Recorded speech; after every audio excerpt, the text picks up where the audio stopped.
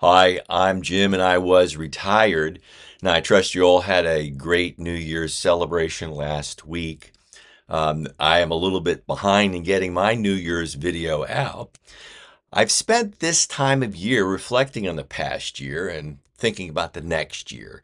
And so I'm going to take you through the process that I've been using as I head into my ninth year of a DIY retirement. In this video, I'll show you my annual portfolio review for 2025. Stay tuned. Now, in the past two videos, I've looked at the Balden Planner, formerly known as the New Retirement Planner. And it's a great tool for looking forward over the coming 30 plus years of my DIY retirement. Balden is best at looking forward and to model potential scenarios given your current income, expenses, and returns.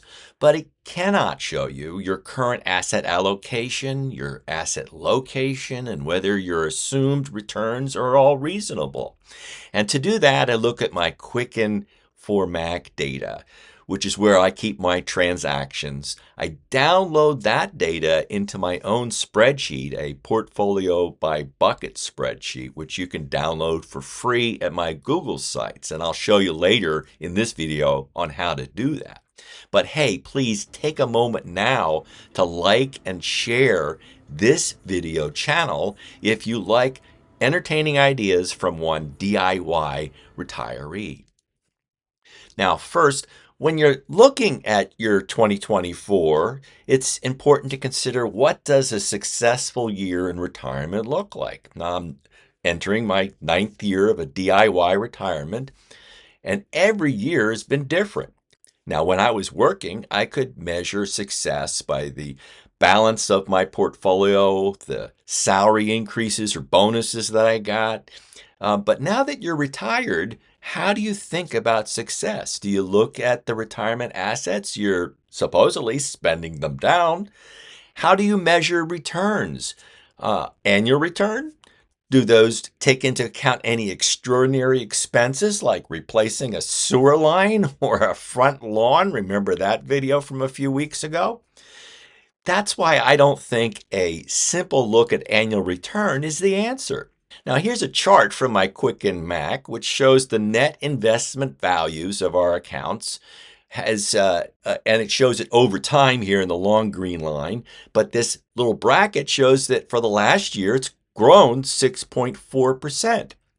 But that follows losses in 2023 and even steeper declines in 2022 and in 2021 after a modest gain of 2020 and a more solid gain in 2019. But those graphs only look at the Quicken investment accounts. They don't include checking and savings balances. And in my retirement, I like to consider the whole portfolio. And the values shown here are net of any planned strategic withdrawals for expenses in retirement.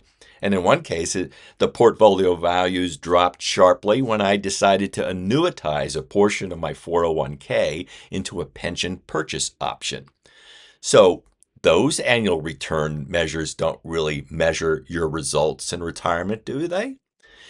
By the way, Quicken for Mac has added several features in the last few years that have really made it powerful, including this dashboard that looks at your holdings, top performers, asset allocation, and allocation by securities.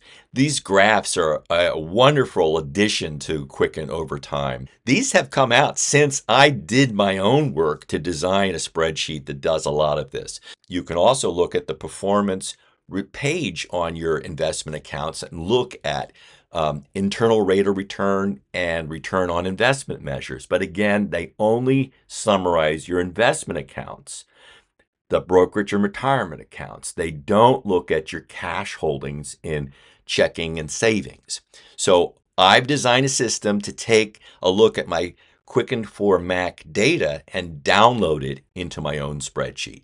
That's why I've designed this portfolio by bucket spreadsheet. I take the data from Quicken and look at it as an overall asset allocation, including my cash accounts. Now, here is a look at the year-end portfolio results. And by the way, I've done a video up here that explains this spreadsheet in greater detail. But this is the overall portfolio as we enter 2025. Now, on that same sheet, I've included a simple calculator for compounded annual growth rate.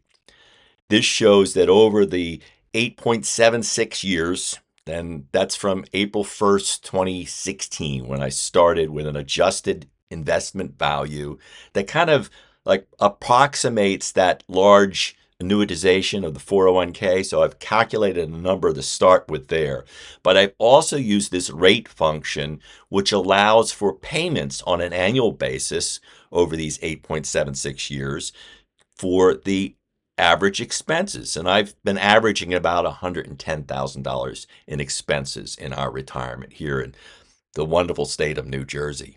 I also take that Quicken data and I look at it within the 3 time buckets in my bucket strategies. Bucket 1 represents about 3 years worth of expenses in cash and equivalents. Bucket 2 has income producing assets for about 5 years of expenses. And the balance is in bucket 3, and it's mostly equities. And again, downloading this data allows me to analyze the asset allocation in each of those buckets. Now, in bucket 3, I don't have to touch those assets for up to 9 years with bucket 1 and bucket 2. But when the market's up, you may want to balance out and refill the other buckets if necessary. I also take a look at those asset allocations across 3 tax buckets: taxable accounts, tax-deferred accounts, and tax-free Roth accounts. And again, I didn't have the opportunities that some of you do have to save into Roth accounts while you're working. So I've been using Roth conversions in recent years to increase my tax-free bucket. The Roth accounts for my wife and I now make up about 18% of our overall portfolio. Now, another part of that allocation spreadsheet is this little table, which shows you the current allocations compared to your target allocations. Now, I've whited out the columns with the actual dollar values, but you can see that our current allocation is overweight in Treasury notes and underweight in domestic bonds right now. I could also use a little bit more REITs, and I'll eventually add them as I do more Roth conversions, because I think REITs are best in a Roth account. Overall, though, I think we're ending the year 2024 and starting 2025 getting very close to that 60-40 allocation that we want for our retirement. Now, here's a screenshot of the sample spreadsheet in my Google Sites that uses dummy data. And then in this case, you can see clearly the couple in the sample data is underweight large cap US and overweight in Treasury bills. So as short-term bills mature, they would be investing into large cap and REITs to balance out their portfolio to their target. Now, I've included a short screen recording here on how to get to this I Was Retired Google site, and go under Resources and then Spreadsheets to open up the Spreadsheet page.